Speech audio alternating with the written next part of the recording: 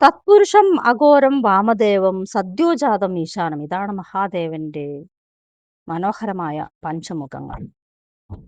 പഞ്ചമുഖങ്ങളിൽ ഇന്ന് നമുക്ക് തത്പുരുഷം എന്താണെന്ന് നോക്കിയാലോ. ഹിമാലയത്തിന്റെ മഞ്ഞുമൂടിയ കൊടുമുടികളിൽ മനുഷ്യരുടെ കണ്ണിൽ നിന്നും മറഞ്ഞുകൊണ്ടൊരു ഗുഹ ഉണ്ടായിരുന്നു. ആ ഗുഹയിൽ വർഷങ്ങളായി തപസ് ചെയ്ത ഒരു യുവാവിന് ഒരു ദിവസം ഒരു സംശയം. മഹാദേവന്റെ തത്പുരുഷ രൂപം എന്താണ്? അങ്ങനെ പല ആൾക്കാരെയും പല ഗുരുക്കന്മാരെയും കണ്ടിട്ടും അവരുത്തരം നൽകിയിട്ടും അവൻ ആ ഉത്തരമൊന്നും സംതൃപ്തി നൽകിയില്ല. അങ്ങനെ ആ ഗുഹയ്ക്കടുത്ത് ഒരു വൃദ്ധനായ തേജസ്വിയായ ഒരു വൃദ്ധനെ കണ്ടു. അദ്ദേഹം ഒരു സന്യാസിയൊന്നും ആയിരുന്നില്ല, ഒരു ഗുരുവര്യനോ ആയിട്ടും തോന്നിയില്ല. പക്ഷെ എന്നിരുന്നാൽ പോലും ഈ യുവാവിന് ആ ഒരു ചോദ്യം ആ വൃദ്ധനോട് ചോദിക്കാൻ തോന്നി. എന്താണ് മഹാദേവന്റെ തത്പുരുഷ രൂപം? പല ഗുരുക്കന്മാരോടും ഞാൻ ചോദിച്ചെങ്കിലും എനിക്ക് ഉത്തരങ്ങളൊന്നും സംതൃപ്തിയായിരുന്നില്ല, തൃപ്തി നൽകിയില്ല. അങ്ങേക്ക് അത് പറഞ്ഞു തരാൻ കഴിയുമോ എന്ന് ചോദിച്ചു. ആ ഗുഹാമുഖത്തിരുന്ന ആ യുവാവിന് പെട്ടെന്ന് സ്വർണപ്രകാശം പോലെയുള്ള ഒരു വെളിച്ചം വന്നു. അവന്റെ കണ്ണെല്ലാം അഞ്ചിപ്പോയി. ആ അന്നൊരു പൗർണമിയുടെ രാത്രിയും കൂടിയായിരുന്നു. അകത്താണെങ്കിൽ ഗാഠമായ നിശബ്ദത. അവൻ നമഃശിവായ ജപിച്ചുകൊണ്ടിരുന്ന സമയത്താണ് ഈ വൃദ്ധനെ കണ്ടതും.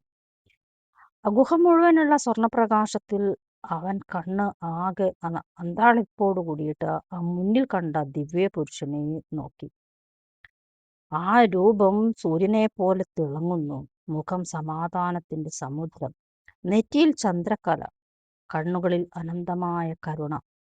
ആ യുവാവ് വിറച്ചുകൊണ്ട് ചോദിച്ചു, ആരാണ് നിങ്ങൾ? അപ്പോഴാ രൂപം പുഞ്ചിരിച്ചു, ഞാനാണ് തത്പുരുഷൻ. ഉടനടി യുവാവ് വേഗം നമസ്കരിച്ചു. പ്രഭു, തത്പുരുഷം എന്നതിന്റെ അർത്ഥം എന്താണ്?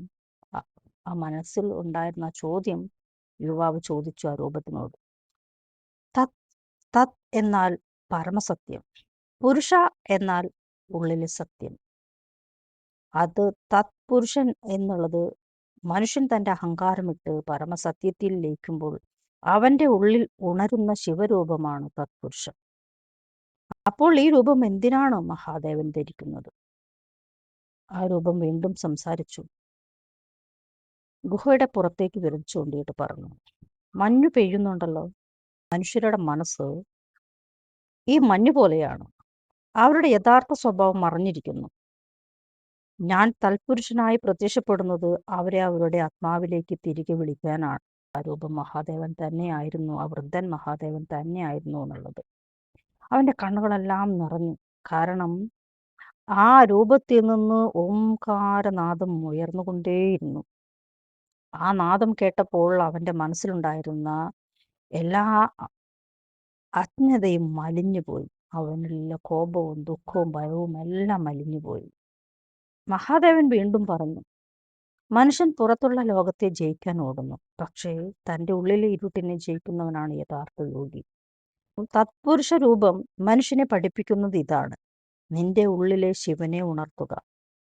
യുവാവിന്റെ കണ്ണുനീർ ധാരധാരയായി നിറഞ്ഞൊഴുകാൻ തുടങ്ങി.